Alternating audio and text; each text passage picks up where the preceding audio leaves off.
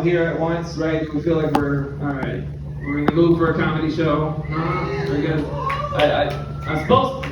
I can't just say that ask that once. I have to wait for a louder response. Come on. Okay, there we go.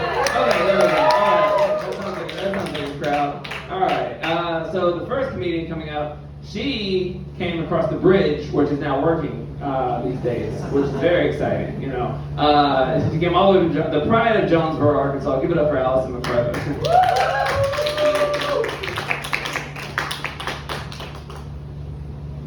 Hey guys. So my name's Allison. I am from Arkansas, and I'm a therapist. Now, none of my jokes really have anything to do with that, but I like to tell people on the front end so that when you hear me say the ridiculous thing I'm about to say, you're like, she's giving people advice. So has anybody ever gone through a breakup that made you question every single thing you knew about yourself? Well, obviously you've never been dumped by an unemployed father of 4 with a history of amphetamine addiction and no car. He didn't have a car, but he did have a fresh bridge piercing and hand tats.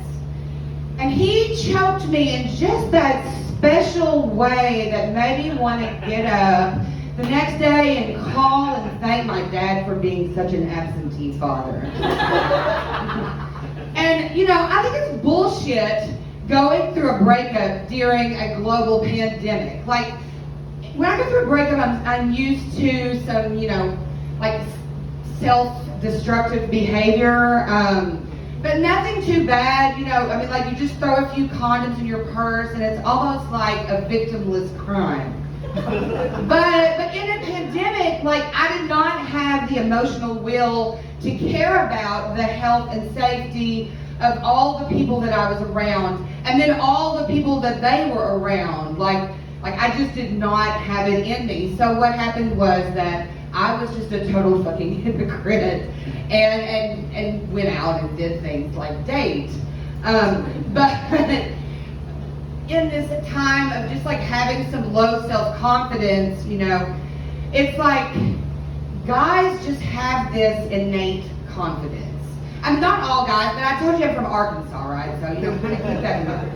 So guys have this innate confidence where they can take a compliment that they were given when they were 12 years old and just access it and use it every day. I can't remember some nice shit that was said to me yesterday. But I don't know, who told you that jacket looked good? It was your hipster girlfriend when you were 15 years old, right? That was a long time ago, buddy. But I also think that men and women are definitely taught a lot of different things about sex, and so they have different, men don't seem to have as much shame. I was at the bar in Jonesboro the other day, and I overheard this drunk guy talking to his child about sex, and I heard him say this. He said, well, I sat him down and I told him, you just got to get in there and you got to jack it. You got to jack it hard. You got to it's good for you. Get it out of your system. Go in there, make daddy proud. I heard a conversation about this. I have a 16-year-old daughter. I can't imagine taking her and sitting her down gently and saying, little circles, just little circles. Now, some of you guys, y'all may want to pay attention to. Little circles, not too rough now, but I want you to get in there. I want you to go dibble yourself and make mama proud. I could not say that to my 16-year-old daughter. But I learned a lot about how men were more confident about sex and less shameful. When I was in college, a friend of mine called me, and this guy friend of mine, he's like, man, I had sex with an old lady last night. It was great. But there was some weird shit. She had these silvery lines like on the side of her kind of sagging tits. And I was like, you mean stretch marks? You've never seen a stretch mark, Kevin. All right. He's like, but it was great. She sucked my dick for the entire length of Stairway to Heaven, man. It was awesome. And this is the greatest part. She sent me home with beef stew in an old Cool Whip container. Okay? So I was telling that joke in Jonesboro not too long ago. A friend of mine pulled me aside and said, Allison, I just want you to know, like, you could be in that joke, right? Now, like right now, you could be in that joke. Like, and I was like, listen, asshole, I am not a cultureless swine. I would be playing Father John Misty, and I would be sending them home with curry in a Greek yogurt container.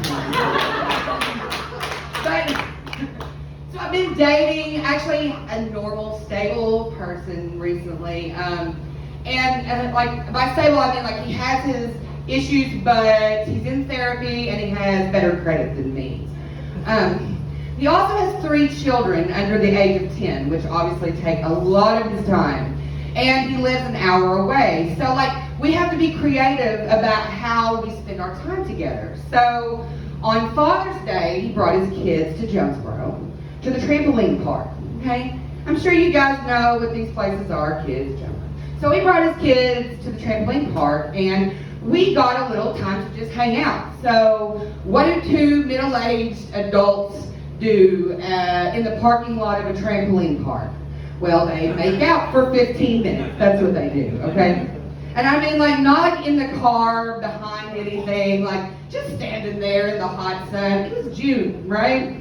And so, you know, it's not that exciting, nothing risque, nothing under the clothes, just some kissing. He, you know, says bye, goes back inside, and I sit down in my car, and I catch the glance of a woman sitting in her car about 10 feet away from me that had to have taken this whole scene in the whole time. So I just laughed to myself for a long time. But I couldn't help but think, like, what would somebody think that 2 middle-aged people in a trampoline parking lot in Jonesboro, Arkansas, what would they be doing, like, right? But like, the most boring scenario, obviously, is like 2 people cheating on their partners. Like, I mean, they're not even doing it right if they're standing in a parking lot, right? But I have to give them creativity points if they're doing it on Father's Day weekend, because that takes them the real almost. The second one is the most sad and depressing thing that you could ever think of, which is that this man, this single father of 3 children, has no time to himself, no sex life whatsoever. So what he chooses to do with this 15 minutes where his kids are being like supervised by these teenagers that don't give a shit is he hires someone to come and make out with him in the parking lot for 15 minutes. If that isn't like the saddest thing you've ever heard.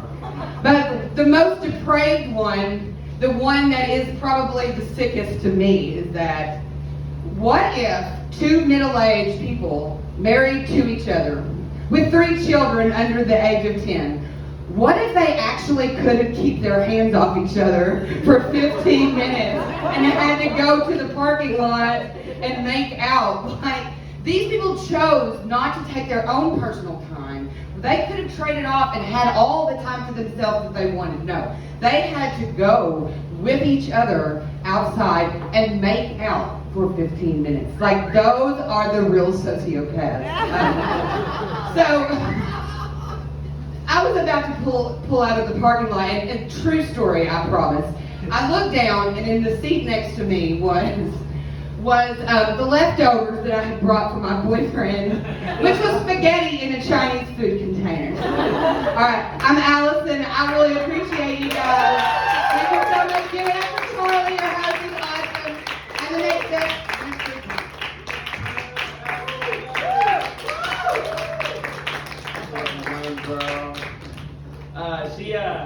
She's talking about like dating. I was cautious during the pandemic because I was in a relationship. Like, I don't know who had to be